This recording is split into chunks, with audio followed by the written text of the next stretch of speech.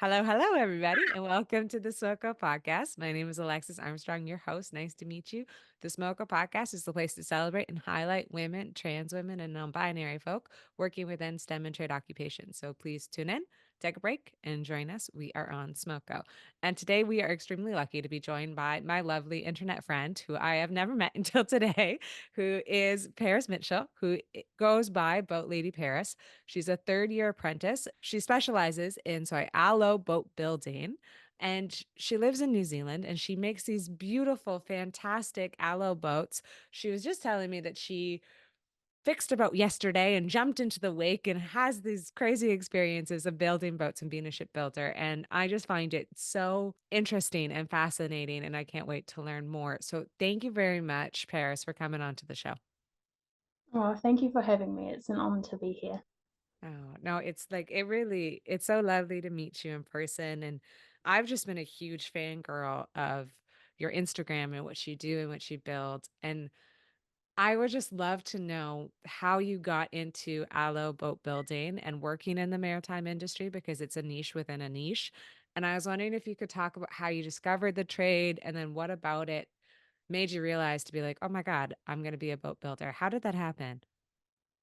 Absolutely. Well, it's been a really long journey. I started arc welding with my dad at 14 in our shed. Oh, wow. And that's what made me fall in love with welding. So I took an automotive class at 17 in high school where we each got to build our own mini motorbikes. And I wanted to get straight into a trade right out of high school, but because my dad is a heavy fabrication engineer and mechanic, he knew what the industry is like and knew that I'd be eaten alive basically. So I worked in an office until I decided that I hated it. And I bugged him. And at 19, I did a pre trade course in mechanical engineering. Through that, I got a job as a bridge building labourer for a year until they offered me an apprenticeship. Oh, huge respect to those guys, you know, heavy work, dirty, the workshop is dark. But the old guy that I was working with was like, oh, nah, girl, you can do something way cooler than this. And he said that there was a boatyard down the road. So I called them up and I asked them if they were looking for any apprentices. And they said that they had a workshop junior position available. And I got that.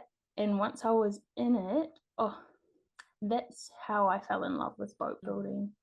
Because even though I was cleaning pretty much every day for a year, like sweeping the deck, washing the boats, all of that, it was just amazing to be in a completely different world to the one that I grew up Mm, in. And also around people who cared so much about what they did, even though it was never going to belong to them. mm, You know, there's so much craftsmanship and so much to learn there. And the junior position was really important because I got to do little jobs in every department, like in the storeroom, in cabinetry, in the paint shop, in fit out, fabrication, and even on the CNC. And that helped me to see the big picture mm. and the entire process of how a boat is made before I even started my apprenticeship. For me personally, I really love challenging myself Mm. and doing things that I've never done before. So with boat building, I got to see that there was a variety of things that I had never seen before, Mhm. and the fabricators were also welding something pretty much every day, which was what Yeah, I you're like wanted to do. your love, your first true love at 14. Yeah. Exactly. And also the boat building apprentices at the time showed me that you don't just learn how to build and weld the boats, you also learn how to lift and move them, the plumbing and tankage systems, how to prepare them for paint, installing boat systems, the electrical side. You learn how to loft or draw boats and how to quote projects, and you learn about the insulation and decking and on and on. All of It it. just, yeah, Yeah. it screamed variety to me, and That's what I love. Ah. I knew that if there was ever a day that I didn't want to be burnt every day, stop welding full time. I don't think there ever will be, but I would have the ability to move into a different department and continue learning there. Oh my goodness. Paris, that is such a gorgeous, gorgeous story. And I love the way that you told it because it was so gentle and it was so sweet, but it was also, there was so much care behind that. And there was so much like love for building boats. Like you could just feel it. And I loved that it started with having two fantastic people in your life. One, your dad being like working with your dad and him introducing you to the trade and him having that experience of a heavy duty mechanic. But I also love the story of that man in the bridge shop that was like, "You know what? No, like I think that you could do something a little bit better than this or cooler than this or you're more suited for down the road." Like the guy that showed you that path to be like, "Okay, well, I think you deserve to be over here instead of where you are." And there's no shame to that trade or no nothing, but like just to be like, "Okay, well, that's a better fit." I think that's a very beautiful thing to have those 2 male mentors early on in your career to kinda help you find something that you love. I love that it's so dynamic and that you can kinda take it a million ways and you get to have such a wonderful, well-rounded education early. Like, you're gonna walk out of there being like, "I know almost a little bit of everything about a trade," before you've even started your apprenticeship, which is pretty unique. When we're talking boat building, I was wondering if we could maybe define it a little bit more about like what that actually looks like because you talked about this beautiful like craftsmanship and this beautiful rich tradition of building a boat and how everyone loves building boats. Like what does that actually look like? What does that mean? What type of boats are you responsible for making? And then it sounds like you guys do from start to finish, but like what are the big steps? Are you welding every day? Are you doing custom work? How does that work? Absolutely. Well, as you probably know, there's four different types of boat building. There's the Okay. wooden, fiberglass, steel, and aluminium alloy. And sometimes there's a mixture of the two, like you can have an aluminium hull or Mm. with a fiberglass top. But I'm lucky enough to just work on alloy ones, which makes it nice and simple, really. But within them, there are the two different apprenticeships. One is the production side, which is fast and everything is exactly the same. There's Mm. huge value in that. And then there's the custom boat building side, which I'm fortunate enough to be doing, where the boats are usually a one off, which, you know, humans are one of a kind themselves. And that's why I really connect with things that are one of a kind. Mm. Mhm. And I do prefer custom because there's a lot more problem solving for Mm. yourself as the builder. Like a client will often come in for a visit to see the work that you've done and then be like, "Oh no, I don't want that anymore. I Mm. want this."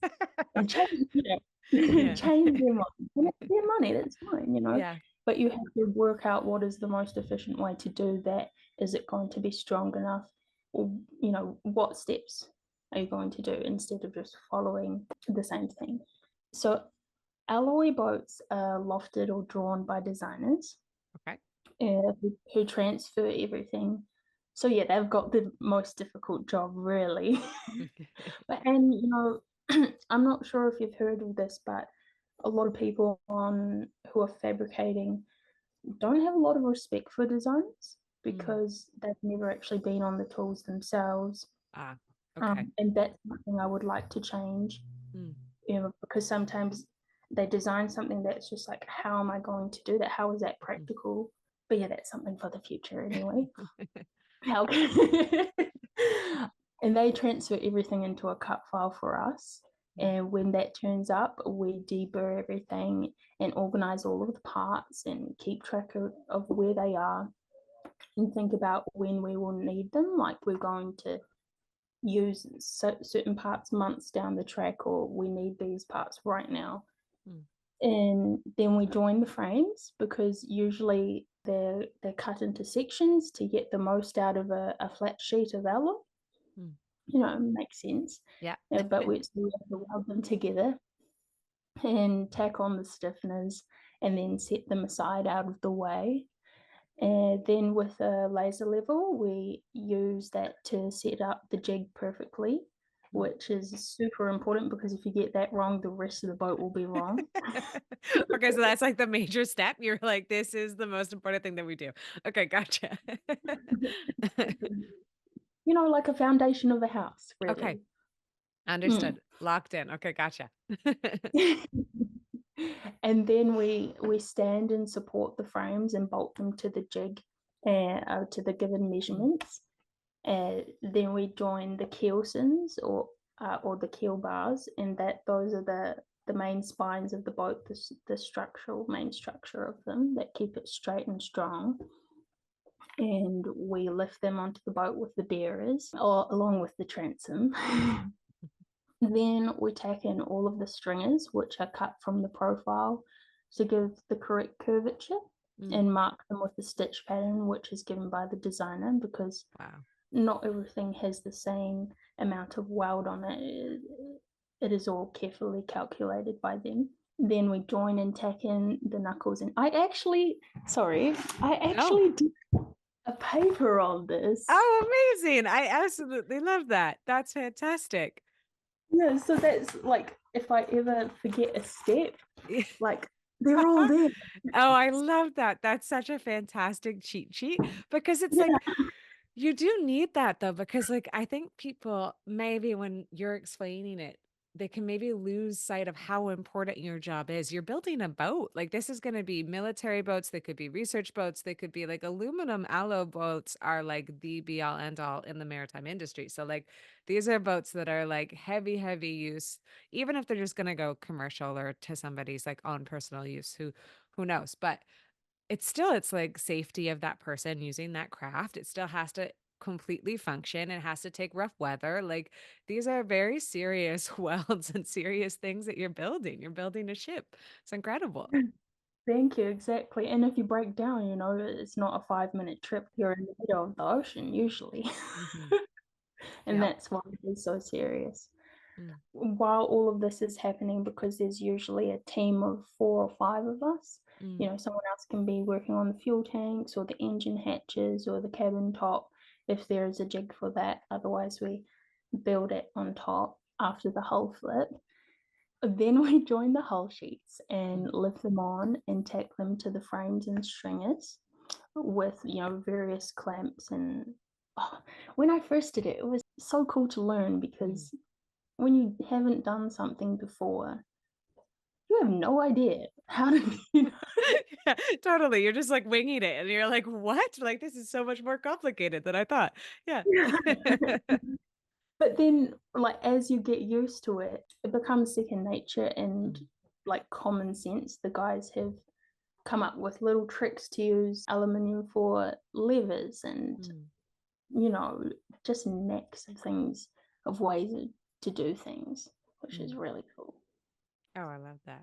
And everything is tied in. We spend about 2 to 3 months welding it all up, Wow. and then we sand everything we need to because a boat is built upside down. You know, Oh. it's the alloy falls to the floor, so that's why we get as much sanding done as possible before the flip.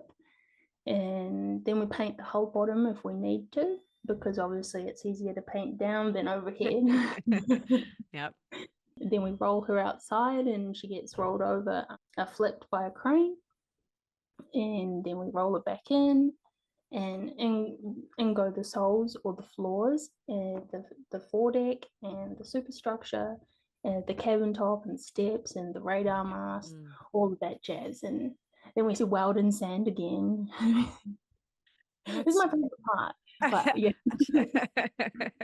I love that that's your favorite part. I feel like the welding, anything that's mentioning welding, you're like, and no surprise here, love it, still love it. Like it's been, that's my favorite part. Like every single time a weld is mentioned, to be like, yep, I'm always gonna do that for my entire life. Like I absolutely love it. And I don't know, honestly, my next question, I feel like this might be the answer of it because my next son, Paris, was just being like, why do you love building on aluminum so much? And like what makes that more so special of being like, okay, is it like very difficult or is it different than other boats and other things that you're doing, but it sounds like alloy is your ability to weld every day, and it sounds like that is your reason d'être. Like, that sounds like that's your again, your first love since 14. Yes, definitely. Well, like before getting into boat building, I never welded alloy before. Mm, It's just so pretty and it has to be so clean.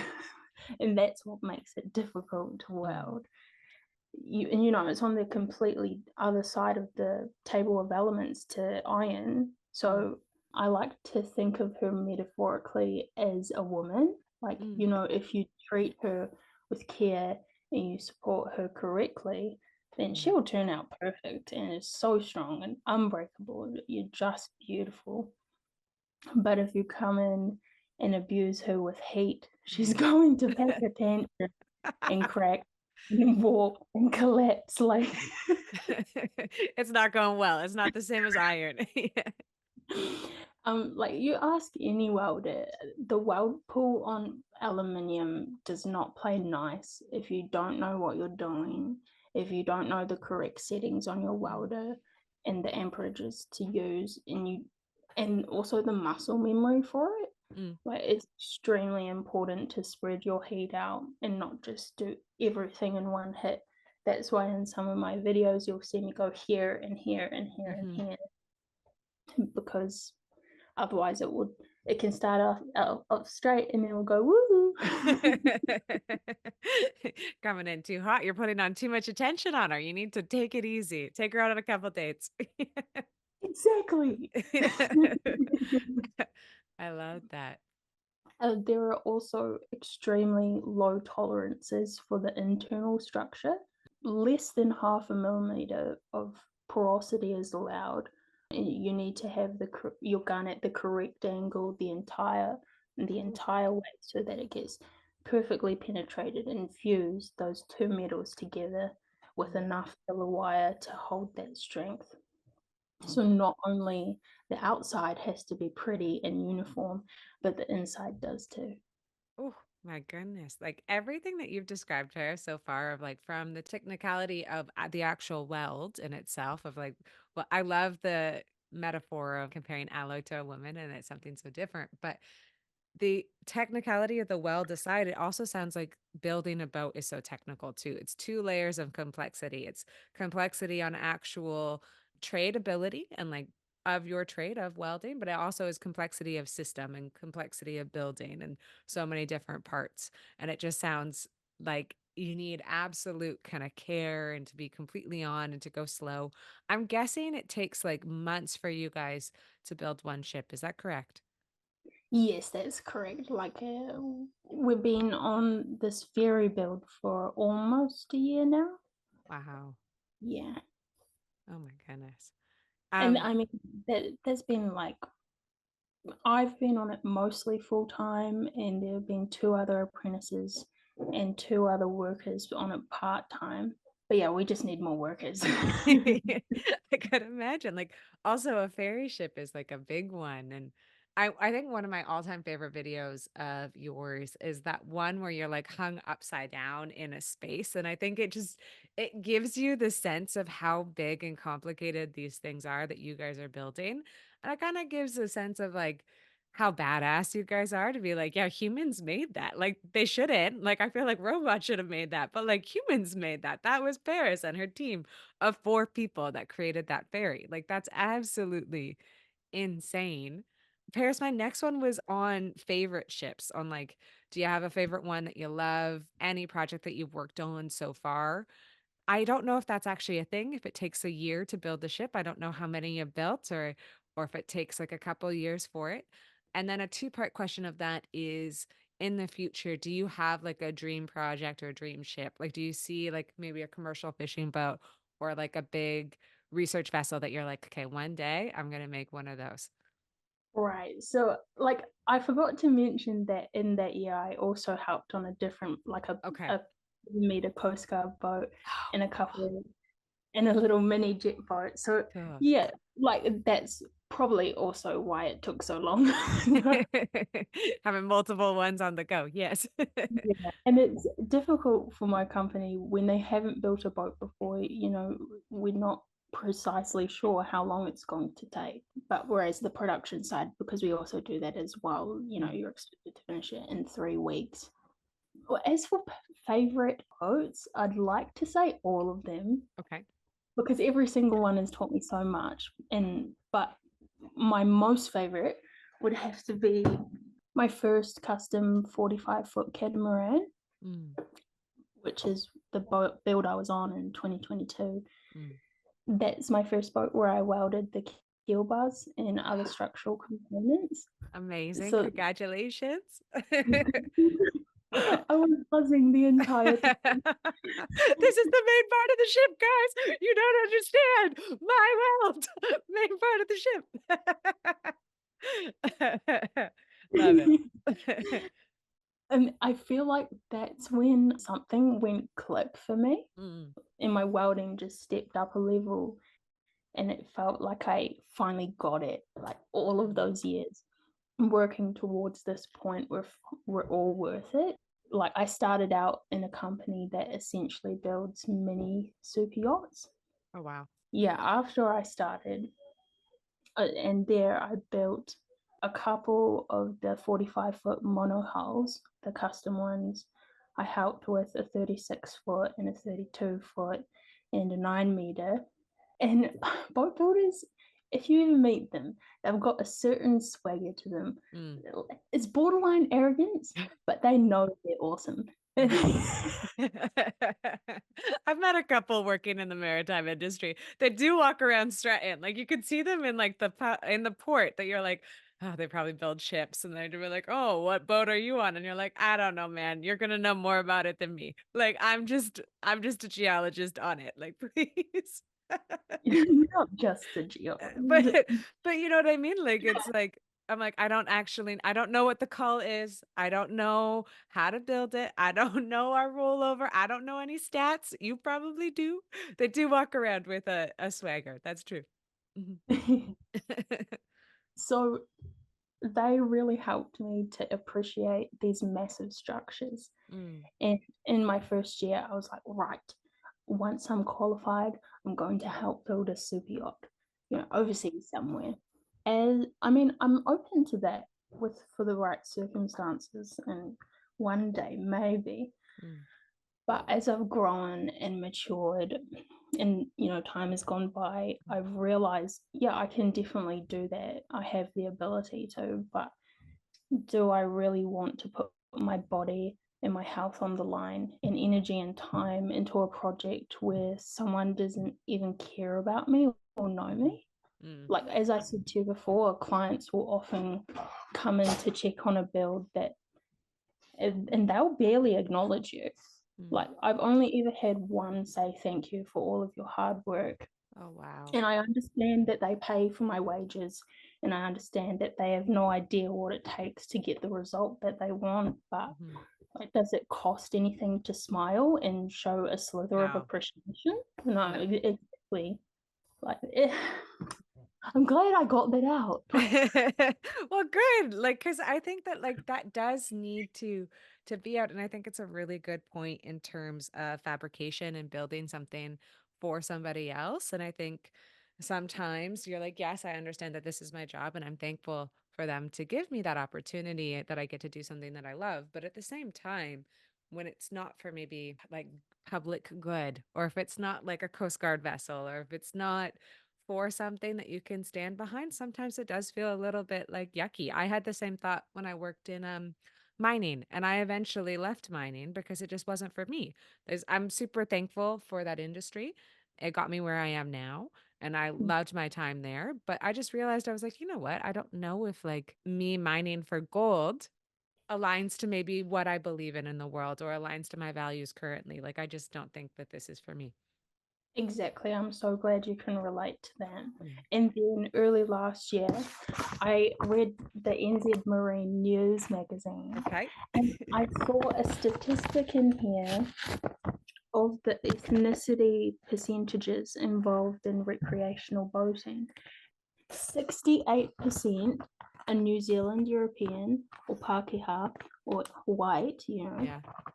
and 14% of that are Māori. Mm, 12% are Asian, 12% are other, and 7% are Pacific.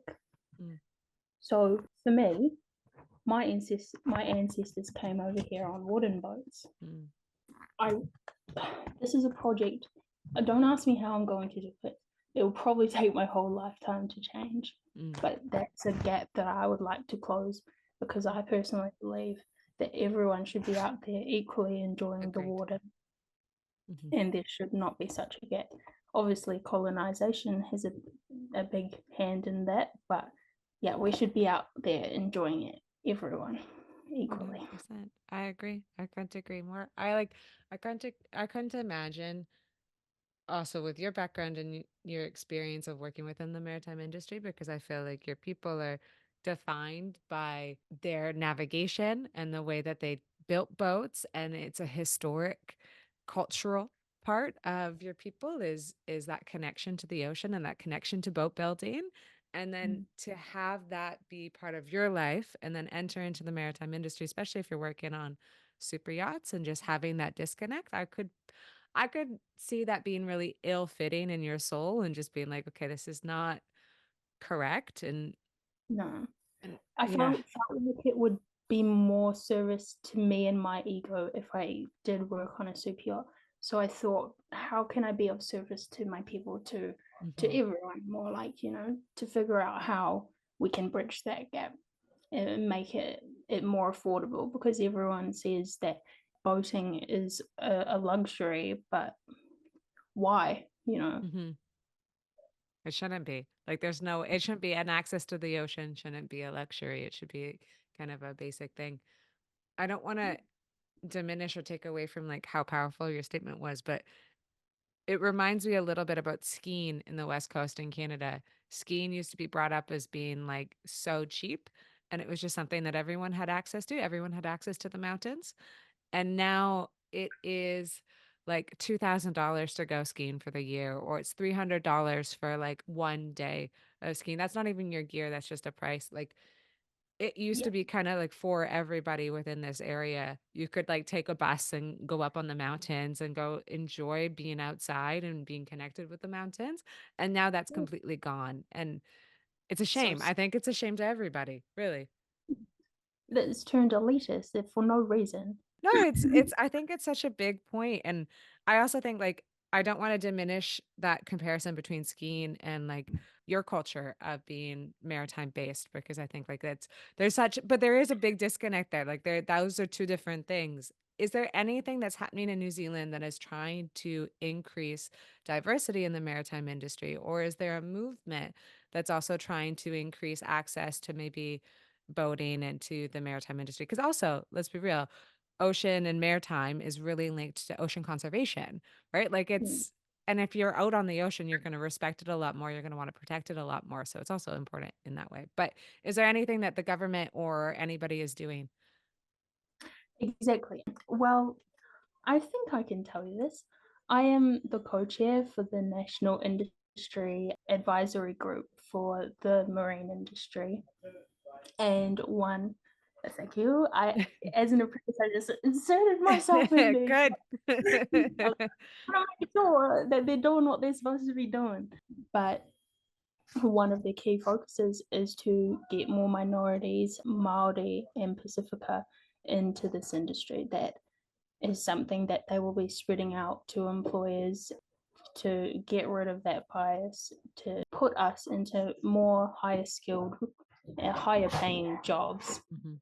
I am very hopeful for it. They're great people. So, That's really good. That's absolutely fantastic that you feel like the right people are in the right positions and that they're listening to the right people and they're putting people within these communities in positions of power, which I think is always the first and very, very important step to do. As somebody who's not within this community or not within New Zealand, but we'd like to help, or even if somebody is listening and they're from New Zealand, but they would also like to help, how can we do that as a public? Like, what do you guys need? Do you guys need a lot of people to talk about it? Do you have big initiatives coming up? Do you have big events coming up? Are you going for funding? Like, how can we get behind you and be like, yep, we want to support you? What does that look I like?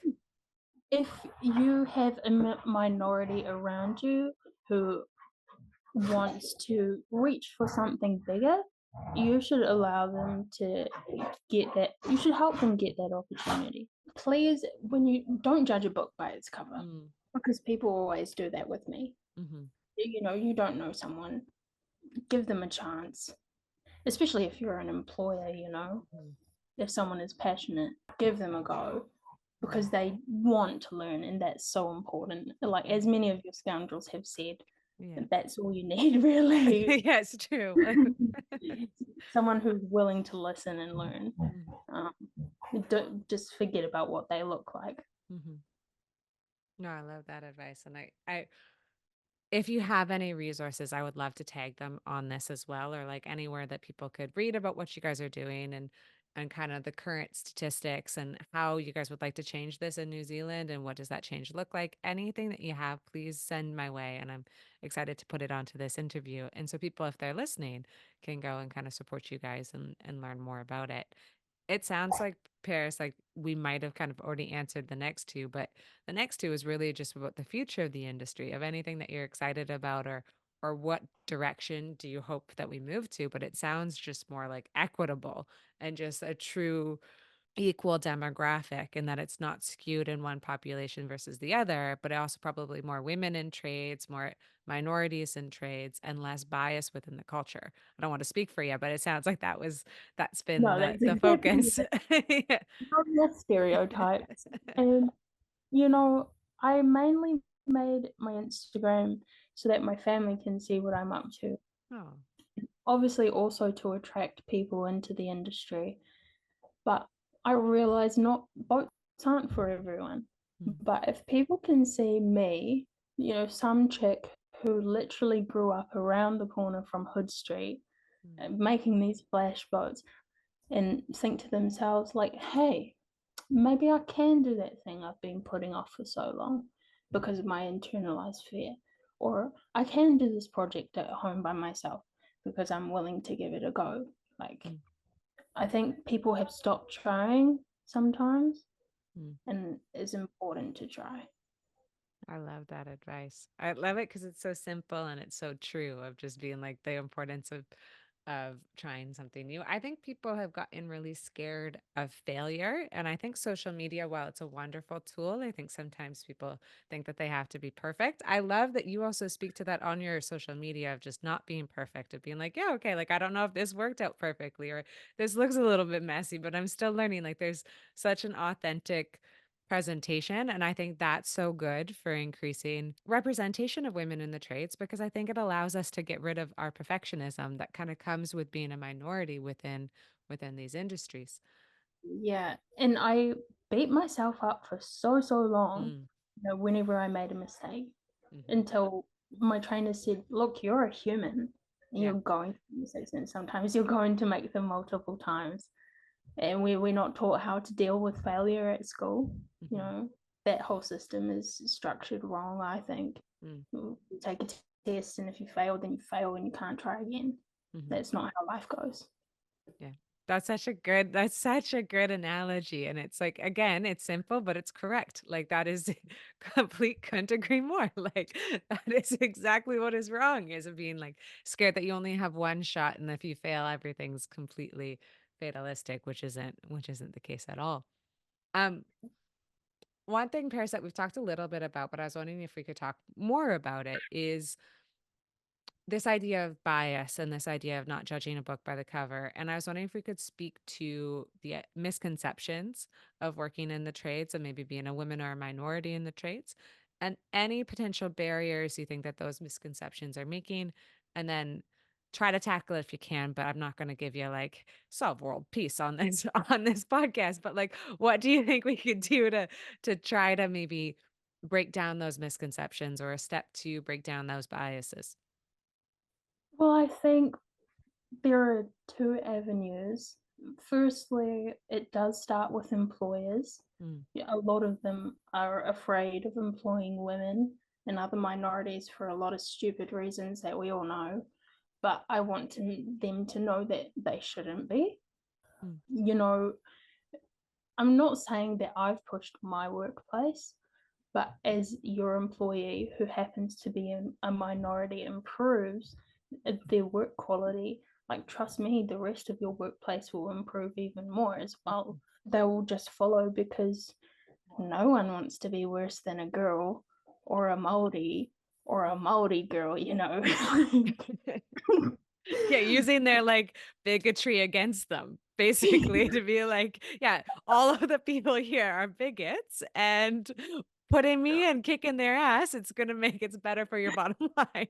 I mean, like, I don't know if I love that environment for you, Paris, I'm not gonna lie. I don't know.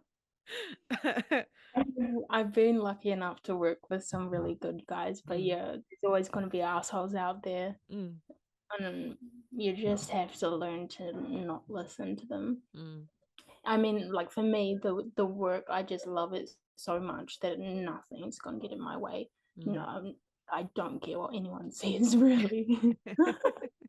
I love that like, I love that passion, I love the love for welding and the love for the trade because it's so refreshing of just being like, my love for what I'm doing is I don't care that the misconceptions exist or that they're out there. Like it makes me be able to completely ignore them. If someone maybe doesn't have that love of their trade yet or hasn't maybe had that deep dive, what would be your advice to them if they're kind of encountering these misconceptions and they can't really ignore it to the same level yet?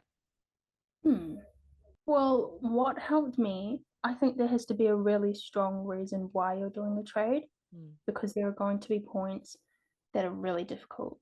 mm, And if you can visualize yourself in the future of who you want to be and what these skills are going to do for your life and for those around you, that really helps because once you get to that point, it just makes everything so much sweeter. mm, And it, trust me, is worth it. Also, hmm, thank you for actually asking this question because I haven't really thought about that. If someone doesn't have a deep love, it's okay to change your mind. mm, If you've tried something and you don't like it and you feel like work is getting you down and down and down, stop. mm, Do something else. You're not a failure for mhm, trying it. Just because someone else has, like me, has found what they really love and you know done it doesn't mean you're worse off or mhm, for stopping or going on to something different, and you will be glad for it to mm, because we're all on a journey, we're all seeking to find ourselves, and it's not a straight line mhm. No. ever. No, absolutely not. Like, there's no way. No, no, no, no, there is definitely is not. I love that advice. I love both pieces of it. I love that advice of kinda maybe a self-reflection, again, of, like, simple but true, but, like, self-reflection of, like, "What am I doing? What is the Mm, consequence of this? Like, how is this helping me? How is this helping my community?" I love the community aspect as well, but I love that second part of the advice of being like, "Okay, well, that's part of trying something new is, like, maybe, hey, it doesn't stick." I would say mm, that too about, like, journey of life, so I also think that there's a season to every part of your life, and I think even if you can fall in love with something, you can also fall out of love with something, you can maybe just need a little bit of a break, like, that's okay too, like, it doesn't have to be, again, an all or nothing of being like, "Okay, you know what, like, gonna redo everything," like, you can also maybe just take a little time off, maybe you're burnt out, maybe it's a rough environment and you need to take some self-care, like, who knows? It's it's not a straight journey as you just said. exactly. And like since I've spoken about my dad, I will mention my Mm. mum because on that, before I started my pre-trade, she did her pre-trade in Oh, carpentry and building, and she's now a qualified builder. what? So That's insane. That's amazing. You're a whole tradie family. That's so cute. yeah. So, like, my engineer dad and my builder mom, I feel like I'm a good combination of them both. And Yes, yeah, you I'm are. very thankful for them. And I know that I'm very blessed to have grown up with parents who were practical in that way and let me spend time on tools because not everyone gets that. Mhm. Yeah. No, that's pretty beautiful to have those people in your life early on that also like supports maybe something a little bit non-traditional and something they didn't even view it as non-traditional. They were like, "Yeah, of course. Like that's normal. I'm going to go back and become a carpenter." Probably nothing ever stays broken in your guys' house. You probably have the most pristine house of all of New Zealand.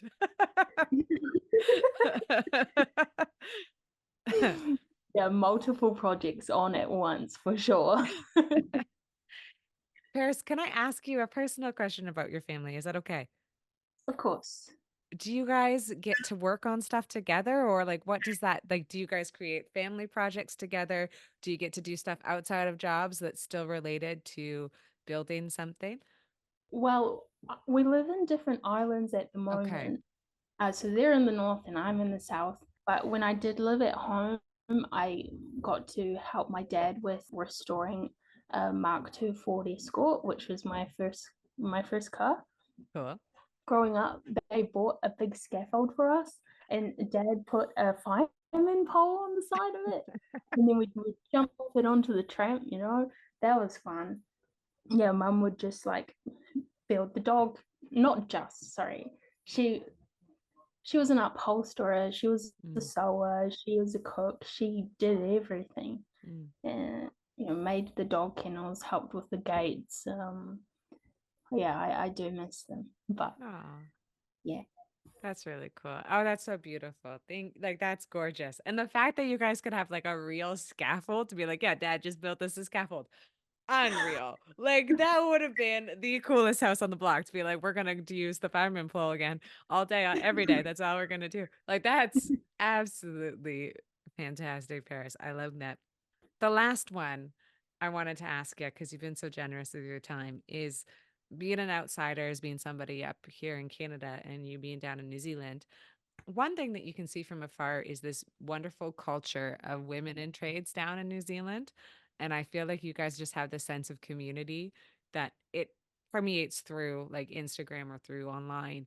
And I was wondering if we could speak to the importance of this community of other fellow women in trades in New Zealand.